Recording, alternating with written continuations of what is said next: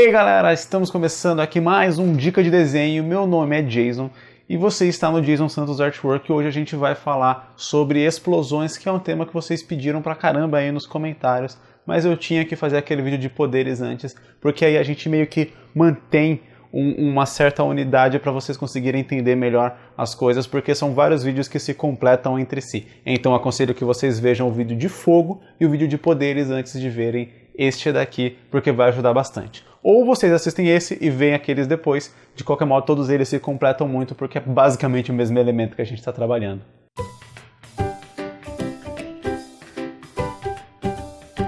Antes de mais nada, eu queria fazer um esclarecimento, né? Porque em julho a gente ficou sem vídeo praticamente o mês inteiro. O último vídeo que foi soltado foi um Drops lá no dia 12, e aí o resto ficou sem nada.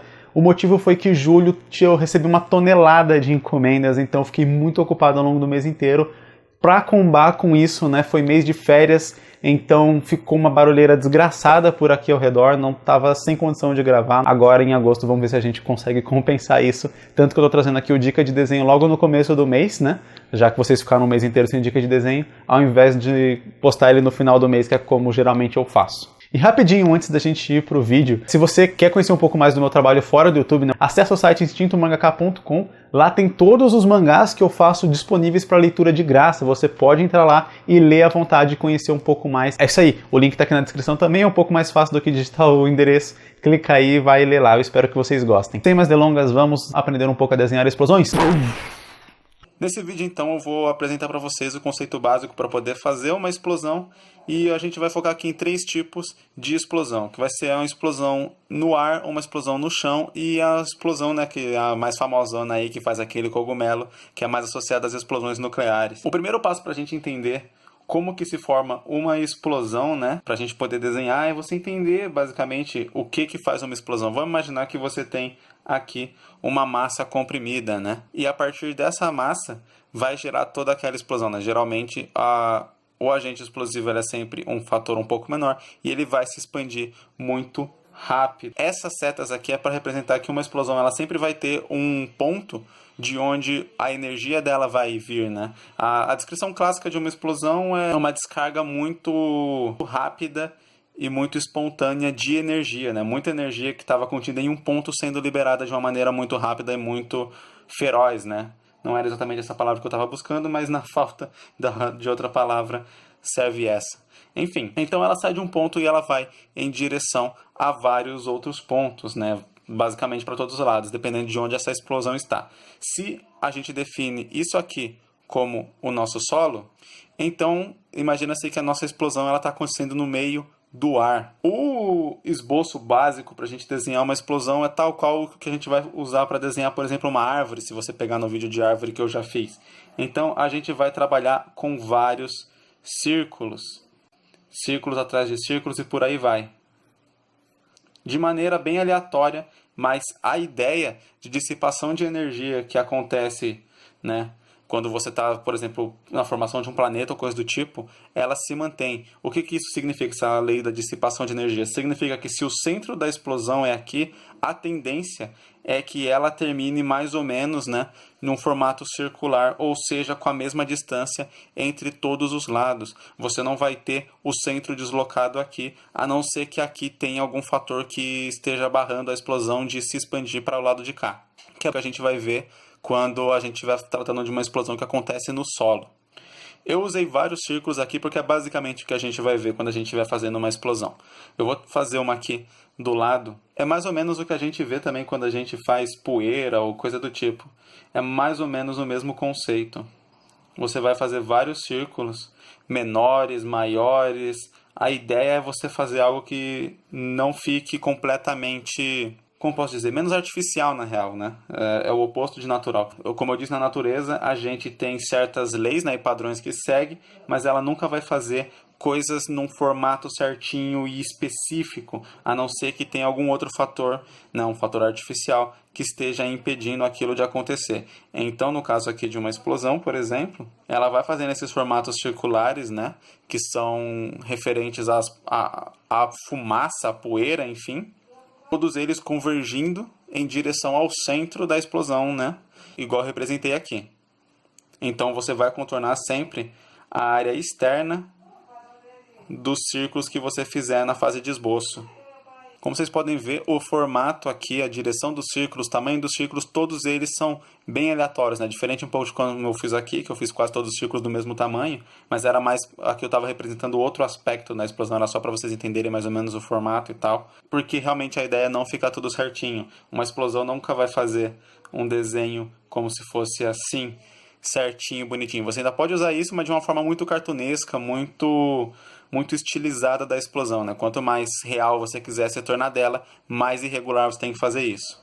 Fazer essas linhas atrás de outras linhas vai te ajudar a dar tridimensionalidade para aquela explosão, ela não parecer 2D, não parecer que ela é só um papel. Além disso, isso ajuda você a causar outro efeito que tem relação também com, novamente, as propriedades físicas da explosão, de como que uma explosão acontece. Como eu disse, né, vocês devem se lembrar, a explosão ela é causada por um ponto que acaba liberando muita energia de uma maneira muito brusca ou de uma maneira muito violenta.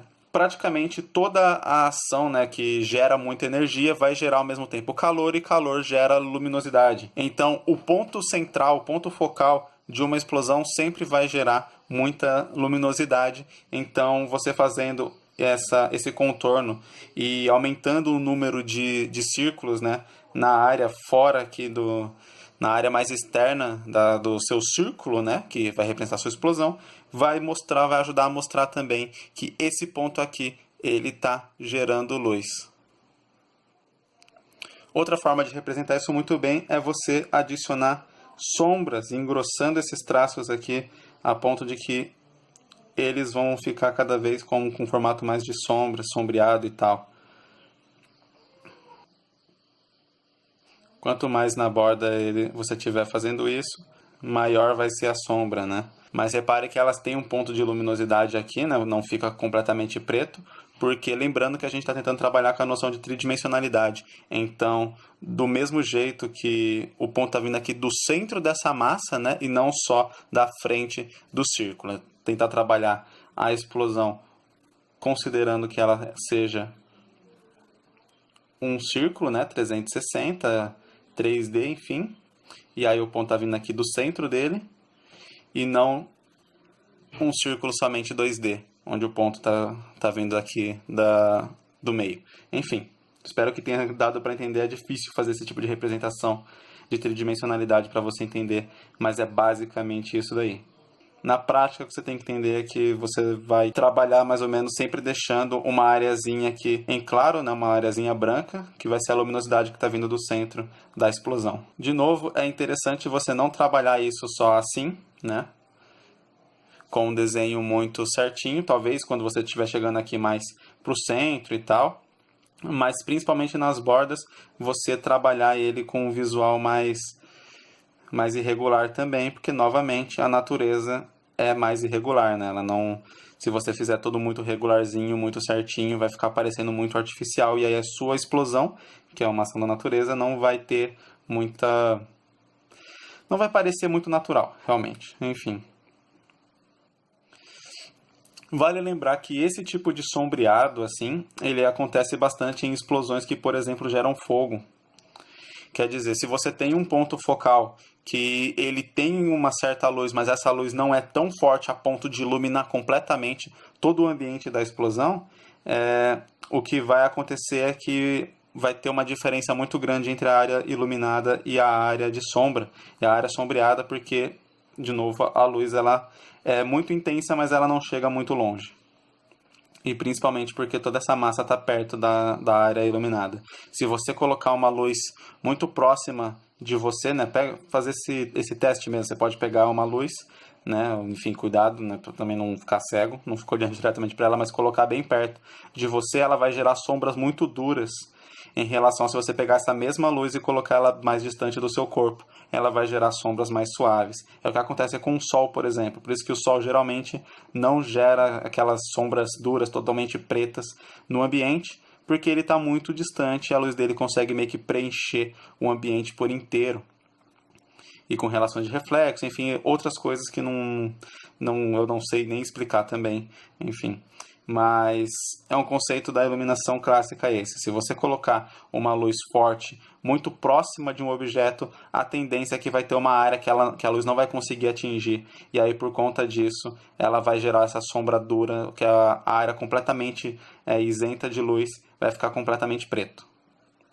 Enfim, pode parecer chato tudo isso que eu estou falando, mas é esse tipo de conceito, é esse tipo de pensamento que você tem na hora de desenhar, que faz a sua ilustração ficar mais realista, que faz aquelas ilustrações bonitas que a gente costuma ver e ter inveja, e a gente não entende qual que é o conceito de pintura, de sombreamento e tudo mais, todas as técnicas que estão por trás daquela ilustração. Esse tipo de explicação, você entender como as coisas funcionam, te ajuda muito a desenhar melhor. Agora eu vou trabalhar aqui um outro conceito clássico das explosões, né? Que são o lançamento de projéteis. Geralmente costuma muito associar o projétil a uma bala de revólver, né? Então é um objeto que ele é lançado a partir você tem, né, uma explosão, uma liberação de energia, e o objeto que ele estava aqui, ele é catapultado para outra direção. Então, se essa explosão acontece e você tem objetos com ela, um exemplo bom é uma granada. A granada, ela geralmente tem esses gominhos de metal, né? Esses gomos de metal, eles estão sendo unidos por uma camada mais fina de metal e você tem um explosivo aqui dentro. Quando o explosivo explode, o ponto mais fino, né? Aquele velho ditado, né? A corrente sempre rompe pelo elo mais fraco. Então, a parte mais fraca, que é o metal que está juntando esses gomos de metal, vamos representar aqui de uma maneira um pouco maior. Aqui você tem um gomo de metal, né? Aqui você tem outro, e essa área aqui que eu estou preenchendo de preto é a área que você tem com o metal mais fino, ele só está juntando esses gomos mais grossos. Quando a explosão acontece aqui, essa área vai se romper e esses gomos mais grossos, né? Eles vão ser catapultados para fora em todas as direções. Eles vão gerar projéteis. Quando você está trabalhando com uma explosão que envolve algum material, como, por exemplo, o caso de uma granada, ou quando ela está explodindo alguma coisa, né? Você tem um carro, você tem uma coisa ali, é normal que projéteis sejam lançados do ponto, né, focal da explosão na direção. Como que a gente vai fazer isso ser representado de uma maneira interessante? Você pode simplesmente usar linhas assim de movimento, porém elas podem talvez ficar um pouco simples demais no contexto da explosão e não casar com toda a composição da cena. Outro jeito que a gente pode fazer é usar como se ela estivesse rompendo a poeira, então você tem aqui a poeira, né, a fumaça da explosão, e ela atravessou essa poeira, então ela carrega uma poeira junto com ela, ela carrega a fumaça junto com ela. Esse aqui é o projétil, ele está fazendo esse caminho, aqui você tem o limite da explosão, e aqui ele levou um pedaço da poeira com ele, né, nesse caminho. Então, você faria isso mais ou menos assim. Você pode fazer também com essas linhas circulares, ovais e tal, de preferência maior na borda, né, que tem o contato com a própria fumaça, e vai diminuindo conforme vai se aproximando do projétil. E o mesmo contexto de luz e sombra vale para esse caso também. Vale lembrar que se a explosão está acontecendo no ar também, você tem a ação da gravidade que está puxando as coisas para baixo. Então, conforme esse projétil vai perdendo força, a tendência dele é fazer um arco para cair. Então, ele pode simplesmente ir descendo. Ele sai aqui do meio e ele vai descendo por conta da ação da gravidade. Então vocês conseguem ver que tem vários fatores aqui que influenciam, né, e que a gente tem que prestar atenção na hora de fazer uma explosão, né? Várias coisas que a gente tem que pensar, e são muitas coisas assim de ciência, de física, que ajudam a gente a entender e a representar melhor uma explosão. Quando a explosão ela acontece no solo, ela não consegue se expandir para baixo porque o solo impede ela. Então ela vai se expandir para os lados e para cima. Você vai continuar fazendo aqueles semicírculos, todos eles em direção ao centro, só que agora o centro está ligado ao solo. É claro que dependendo do fator da explosão, o solo vai ser quebrado também, etc. E aí, novamente, os projéteis funcionam da mesma forma. Eles vão sendo catapultados, e aí a ação da gravidade faz com que eles façam uma parábola, né? Que é esse movimento aqui, para cair novamente.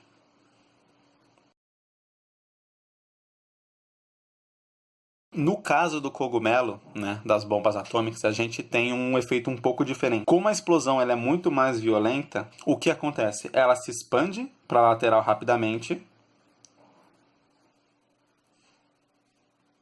e daí vai levantar essa cortina de fumaça, de poeira, de destroços, enfim. Mas a pressão é tão grande, e como o ar quente ele é menos denso que o ar frio, né, que a gente tem aqui, todo esse ar sobe de uma vez.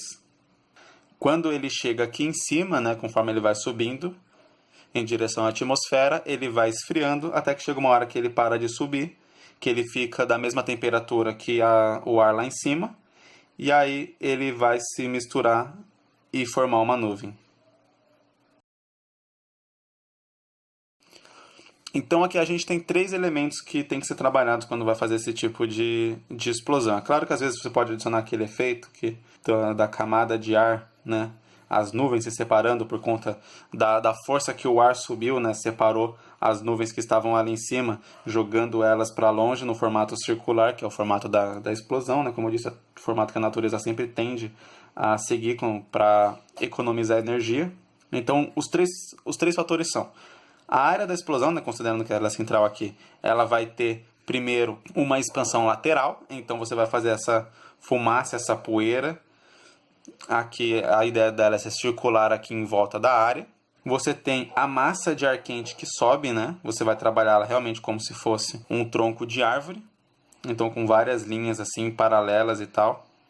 A ideia é tentar não fazer totalmente reto. De novo, a natureza não faz as coisas de uma maneira muito artificial assim. Então, você faz de uma área maior afunilando para uma área menor, né? Considerando o movimento que ela está fazendo, que é esse. E aqui em cima, uma nuvem de fumaça. De novo, semicírculos irregulares, mesmo conceito. De preferência, guiando aqui de novo para o centro. Para você dar essa noção de tridimensionalidade aqui, nessa questão também, você tem a parte aqui que está na frente, né, da massa de ar quente. Aqui você tem aquela base da massa de ar quente e você faz uma parte da fumaça e da nuvem atrás também assim. E você vai dar essa noção de tridimensionalidade de que a nuvem ela está passando ao redor dessa massa de ar quente. Como vocês viram, para aprender a desenhar explosões a gente usa muito o conhecimento de física e da ciência mesmo. Então conhecer como algo funciona ajuda muito você a representar aquilo da melhor maneira possível, como eu já tinha dito em alguns outros vídeos anteriormente. Quando você está, às vezes, uma dúvida sobre desenhar alguma determinada coisa, vale a pena você pesquisar um pouco sobre aquilo, como aquilo funciona, que isso ajuda muito você a aplicar isso nos seus desenhos. Então eu espero que esse vídeo tenha sido útil, que tenha ajudado, e deixa aí nos comentários quais outros vídeos que você quer ver aqui no canal. Muito obrigado por ter assistido, siga aqui nas outras redes sociais que elas estão aparecendo aqui do lado. Valeu, falou e é nóis, galera!